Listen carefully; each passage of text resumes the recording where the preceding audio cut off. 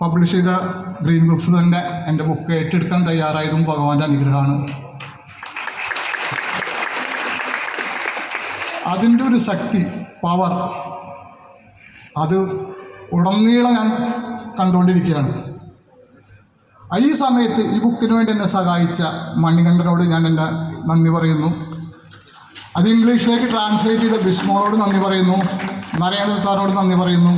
അത് തമിഴിലേക്ക് ട്രാൻസ്ലേറ്റ് ചെയ്ത ചിത്രയോടും ഇംഗ്ലീഷിലേക്ക് സഹായിച്ച സൗമ്യയോടും തമിഴും ഇംഗ്ലീഷ് പബ്ലിക്കേഷനിൽ അവരോട് സംസാരിച്ച് അതിൻ്റെ അഗ്രിമെൻറ്റുകൾ തയ്യാറാക്കിയിരുന്ന ദത്താത്രയോടും ഞാൻ ഈ സമയത്ത് ഒരുപാട് നന്ദി പറയുകയാണ്.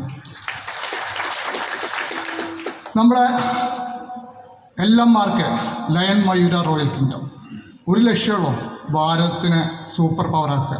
അതാണ് നമ്മൾ പറഞ്ഞത്.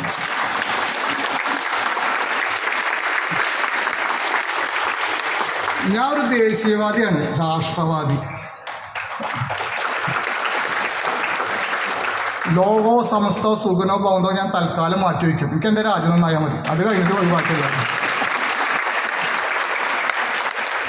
ഈ രാജ്യത്തിനെ ഉയർത്തുക എന്നതാണ് എൻ്റെയും ഈ എല്ലന്മാർക്ക് മെമ്പറായി നിങ്ങളുടെ ഓരോരുത്തരുടെയും ചുമതല. ഭഗവാൻ അതിനു വേണ്ടിയിട്ടാണ് നമ്മളെ നിയോഗിച്ചിട്ടുള്ളത്.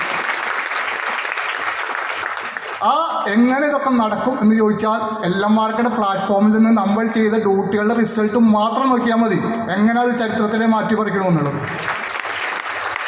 2018 നമ്മൾ ഇംഗ്ലണ്ടിലെ ഗ്രീനിച്ച് ടൈം സോണിൽ മുരുകാൻ്റെ സിംഹാസനം കൊണ്ട് വെച്ചു. എന്തിനു വെച്ചു? ഒരു കാലത്ത് ഭാരതമായിരുന്നു, ഉജ്ജയിനായിരുന്നു സീറോ ടൈം സോൺ. ഭാരത ശക്തിയായ സമയത്ത് ഇവിടെയായിരുന്നു സീറോ ടൈം സോൺ. ഇവിടുത്തെ സമ്പത്തെല്ലാം കൊണ്ടുപോയി അവരുടേതാക്കിയപ്പോൾ ഗ്രീൻ ടൈം സോണും അവരുടേതാക്കി. തിരിച്ചു വരണം ഇന്ത്യയിലേക്ക്, ഉജ്ജയിനിലേക്ക്. അതിനു വേണ്ടിയിട്ടാണ് നമ്മളത് ചെയ്തത്. 4 കൊല്ലം കഴിഞ്ഞപ്പോൾ, അല്ല 5 കൊല്ലം കഴിഞ്ഞപ്പോൾ മധ്യപ്രദേശ് നിയമസഭയിൽ ഉജ്ജയിന്ന് ജയിച്ച MLA ആയ അവിടുത്തെ മുഖ്യമന്ത്രി നിയമസഭയിൽ പ്രസ്താവന ഇറക്കി, ഗ്രീൻ ടൈം സോൺ ഇന്ത്യയിലേക്ക് കൊണ്ടുവരണം. നമ്മൾ ചെയ്തതിൻ്റെ ഒഫീഷ്യൽ വേർഷൻ അവിടെ ആരംഭിക്കുകയാണ്. ഇപ്പം നമുക്ക് അറിയും ബ്രിട്ടൻ്റെ അവസ്ഥ. ബ്രിട്ടൻ താഴ്ന്നു തുടങ്ങി, നമ്മൾ ഉയർന്നു തുടങ്ങി. ചരിത്രം നിർമ്മിക്കുകയാണ് എല്ലന്മാർക്ക് ഭഗവാന്റെ സഹായത്താൽ. രണ്ടാമത്തെ ഡ്യൂട്ടി സ്വിറ്റ്സർലൻഡിൽ നമ്മൾ ഒരു നവപാഷാണ വിഗ്രഹം പ്രതിഷ്ഠിച്ചു. എന്തിനു പ്രതിഷ്ഠിച്ചു? ലോകം ഭരിക്കുന്ന ഡോളറിനെ ഡൗൺ ആക്കിയിട്ട് ഇന്ത്യൻ റുപ്പീസ് പവർഫുള്ളാണ്. നിങ്ങൾക്കറിയാം ഇപ്പോഴത്തെ ഡോളറിൻ്റെ അവസ്ഥ. പെട്രോൾ ഡോളർ എന്നുള്ള ആ ബഹുമതി അവർക്ക് പോയി കിട്ടി. ഡോളർ തകർന്നു തുടങ്ങി. അതിൻ്റെ വെപ്രാളത്തിൽ ആ ശക്തികൾ ഈ ഏഷ്യൻ സ്ഥലങ്ങളിൽ കുറേ തത്രപ്പാടുകൾ ചെയ്യുന്നുണ്ട്. കുറേ രാഷ്ട്രീയ മാറ്റങ്ങൾ നടത്താൻ ശ്രമിക്കുന്നുണ്ട്. ഒരുപാട് നിങ്ങൾക്ക് പ്രവചനങ്ങൾ വന്നിട്ടുണ്ടാവും, അറിഞ്ഞിട്ടുണ്ടാവും. നമ്മൾ ഒരുപാട് ഡീപ്പ് സ്റ്റേറ്റ് എന്ന് പറയുന്ന അവരുടെ ആ എനർജി സ്വീകരിച്ചവരുടെ, ആ ഡോളറിലിരിക്കുന്ന എനർജി സ്വീകരിക്കുന്നവർ ഇവിടെയെല്ലാം ഏഷ്യയിലെല്ലാം ചരിത്രം മാറ്റിമറിക്കാൻ വേണ്ടിയിട്ട് ഒരുപാട് ശ്രമം നടത്തുന്നുണ്ട്. നമ്മുടെ പല പ്രവചനങ്ങൾ കേട്ടിട്ടുണ്ടാവും. പക്ഷെ ഞാനൊന്ന് പറയുന്നു, ഏത് ദൈവങ്ങൾ ഉറങ്ങിയാലും ഉറങ്ങാത്തൊരു ദൈവമുണ്ട്, പഴഞ്ഞാണ്ടവൻ, മുരുകഭവൻ. അദ്ദേഹം ഇരിക്കുന്ന കാലം ഭാരതത്തിലൊരാൾക്കൊന്നും തൊട്ടുകൂടാൻ പറ്റില്ല. ഇത് എൻ്റെ വാചകമല്ല കേട്ടോ, ഗുരുമൂർത്തി ഒരു ഇൻ്റർവ്യൂവിൽ പറഞ്ഞതാണ്. 10 മൈല തോന്നുന്നു വാചകം പറഞ്ഞത്. അപ്പോൾ ആ എല്ലന്മാർക്കുടെ പ്ലാറ്റ്ഫോമിൽ നിന്ന് ഭാരതത്തിന് വേണ്ടി പണിയെടുക്കാൻ തയ്യാറായി വന്നിട്ടുള്ള നിങ്ങൾ ഓരോരുത്തർക്കും ഞാൻ ഭഗവാന്റെ പേരിൽ, എൻ്റെ പ്രാർത്ഥനകളുടെ പേരിൽ നിങ്ങളെ നമുക്കൊരുമിച്ച് തോളോട് തോൾ ചേർന്ന് മുന്നോട്ട് പോകാം. നമ്മുടെ ലക്ഷ്യം ഒന്നുള്ളൂ, ഭാരതം സൂപ്പർ പവറാവുക.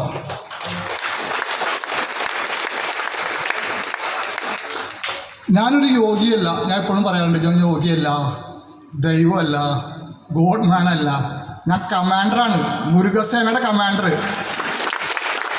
ഈ ലോകത്ത് ചില കാര്യങ്ങൾ ഭാരതത്തിന് വേണ്ടി ചെയ്യാൻ ഭഗവാൻ തീരുമാനിച്ച ഒരു ഗ്രൂപ്പിൻ്റെ കമാൻഡറാണ് ഞാൻ. നിങ്ങളെല്ലാവരും അതിൻ്റെ ടീം അംഗങ്ങളും. നമുക്ക് ഒരുമിച്ച് തുടങ്ങാം, ഓരോന്നോരോന്നായിട്ട്. ഭഗവാൻ നമ്മുടെ ഒപ്പുണ്ട്, പൈനാണ്ടം നമ്മുടെ ഒപ്പുണ്ട്. അദ്ദേഹത്തിൻ്റെ അനുഗ്രഹവും അതിൻ്റെ ആശീർവാദവും സംരക്ഷണവും നമ്മുടെ ഒപ്പമുണ്ട്.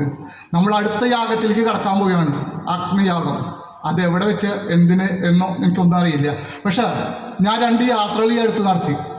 ഒന്ന് സിക്കിമിലെ ഗാങ്ടോക്കിലേക്ക്, ഒന്ന് ഹിമാചലിലെ സ്പിറ്റി വാലിയിലേക്ക്. ഇത് രണ്ടും കണക്റ്റായി, ഈ യാഗത്തിന് കണക്റ്റായ കുറേ രഹസ്യങ്ങളിലേക്കാണ് എന്നെ കൊണ്ടുപോയത്. യതികളെ സംബന്ധിച്ച രഹസ്യങ്ങൾ. ഓരോ സമയത്തും നമ്മൾ ഓരോ യാഗം നടത്തുമ്പോൾ ഓരോരുത്തർക്ക് തർപ്പണം ബലിതർപ്പണം ചെയ്തിട്ടാണ് നമ്മൾ യാഗം സ്റ്റാർട്ട് ചെയ്യുക. ആദ്യത്തെ യാഗം വിക്രമാദിത്യ മഹാരാജാവിനും 9 പണ്ഡിതന്മാർക്കാണ് ചെയ്തത്. ഉജ്ജയിൻ ഭരിച്ചിരുന്ന വിക്രമാദിത്യ രാജാവിനും 9 പണ്ഡിതർക്കും. രണ്ടാമത്തെ യാഗം ചോള രാജാക്കന്മാർക്കാണ് ചെയ്തത്. ആ യാഗം കഴിഞ്ഞ് 4ാമത്തെ മാസമാണ് നമ്മുടെ പാർലമെൻറ്റിൽ ചോളന്മാരുടെ സിംഹാസനം പ്രതിഷ്ഠിക്കപ്പെട്ടത്. നമ്മുടെ ജനാധിപത്യത്തിൻ്റെ ശ്രീകോവിലിൽ നമ്മുടെ യാഗം കഴിഞ്ഞ് 4ാമത്തെ മാസം തമിഴ് മന്ത്രം ചൊല്ലിയിട്ട് ചോളന്മാരുടെ ചെങ്കോൽ പ്രതിഷ്ഠിക്കപ്പെട്ടു. അത് ചോള രാജാക്കന്മാർക്ക് ചെയ്തിട്ടാണ് ചെയ്തത്. അടുത്തത് യിങ്യാങ് യാഗമായിരുന്നു. നമുക്കൊരു പുതിയ ലോകക്രമം മെല്ലെ ഒതുങ്ങി തിരിയാണ്. പടിഞ്ഞാറിനെ തള്ളി ഏഷ്യൻ സൈഡിൽ ഇന്ത്യ, ചൈന, റഷ്യ, ഒരു പുതു ലോകക്രമം. കാരണം ഒരു കാലത്ത് ഇന്ത്യയും ചൈന തമ്മിൽ സ്പിരിച്വലായിട്ട് കൊടുക്കൽ വാങ്ങലുണ്ടായിരുന്നു. അത് വീണ്ടും ഓപ്പൺ ആവും. ടിബറ്റ് ഓപ്പൺ ചെയ്യപ്പെടും ഭഗവാൻ സഹായിച്ചിട്ട്. പതിനാണ്ടവൻ ചില കാര്യങ്ങൾ തീരുമാനിച്ചിട്ടുണ്ട്. അപ്പോൾ അത്തരം ഒരു മൂവ്മെൻറ്റിന് വേണ്ടിയിട്ടാണ് നമ്മൾ യിങ്യാങ് യാഗം നടത്തിയത്. അടുത്തത് ഉജ്ജയിൻ യാഗം നടത്തിയത്. മധ്യപ്രദേശ് ഉജ്ജയിനിൽ വെച്ച് പഴനിന്ന് ബൈ റോഡാവുന്നത്. 2 കാര്യം ചെയ്തത്. ഒന്ന്, ഇന്ത്യൻ ആർമിക്ക് വേണ്ടി ദേവസേനാപതിയുടെ അനുഗ്രഹം കിട്ടാൻ വേണ്ടിയിട്ടാണ് നമ്മൾ ആ യാഗം നടത്തിയത്. 2, കട്ടിൻ സൗത്ത് എന്നുള്ള വിഷയം വെളിയിൽ പോകാൻ വേണ്ടിയിട്ടും പോയി. ഇപ്പം ആരും പറയാത്ത ലെവലിലേക്ക് മാറിയത്.